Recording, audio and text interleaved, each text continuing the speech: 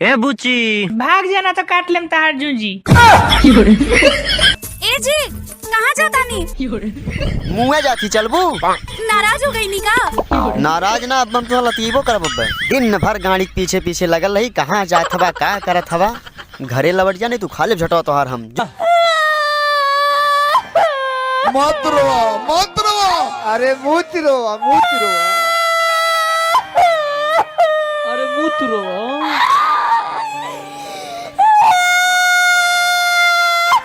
हम कहता नहीं मत रोवा। आवाज बाहर जाई, मत रो।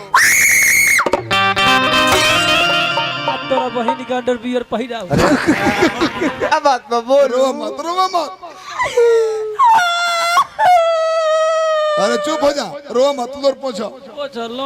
लोर पोछ ला। तेरा का हृदय से मानी ले। अब जे रोवा बुनू तो हमरो लोर चल ले बहुने से दुनिया की। रोया मत। अब जे रोवालू तो लोरे ना बिगो ना टीचर बिग दे। अरे काहे रोत हो? अरे लागो तो कोनो ले ले का हो। मोबाइल ले ले बा।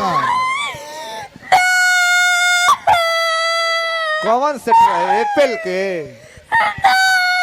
चुप रह। ए बबुआ कोनो एक मोबाइल ले ले बा। बड़ी महंगा मोबाइल रखे ले नु। एप्पल के रख ले। एप्पल के। बोला का भइल रास्ता में बोल। कोनो ले ले बा मोबाइलवा? तो कोनो कोइलसिया?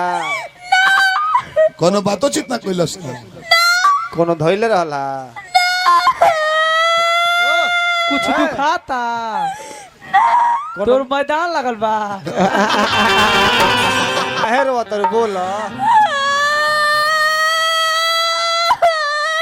अरे दिनों करे वाला बड़ू का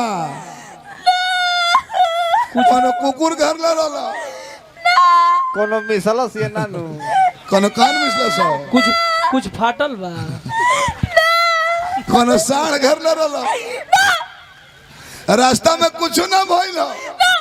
कोनो घटना ना भइल। सब कला चटका शुरू होता रे। वही खाती खाती ना। का बात पे बोलू? अपना दिल के बात हम कहेंगे कही और कैसे कही हमरा से कह मुँहे सनु कहबू कि गाड़ी से कहबू?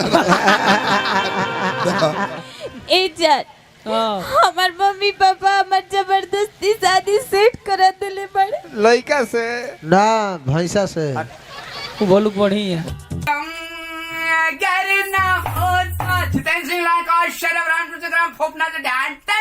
वाहिगुरु जी का खालसा, वाहिगुरु जी फतेह। जो बोले सोनिया सच का हिंदुस्तान जिंदाबाद, पाकिस्तान मुर्दाबाद। तेरा गम अगर ना होता हो, तेरा गम अगर ना होता तो शराब में न पीता। दोस्तों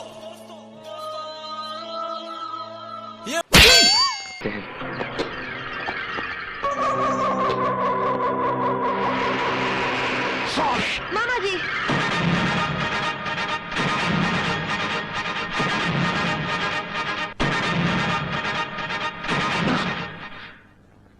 आपका ये डंडा झंडा लहराने के काम आएगा। इसे किसी जलसे के लिए संभाल के रखिए। हम आज आपके सामने। और दाम 100 रुपया बा। 100 रुपया? एक और खूबी का बा? खूबी जनबो।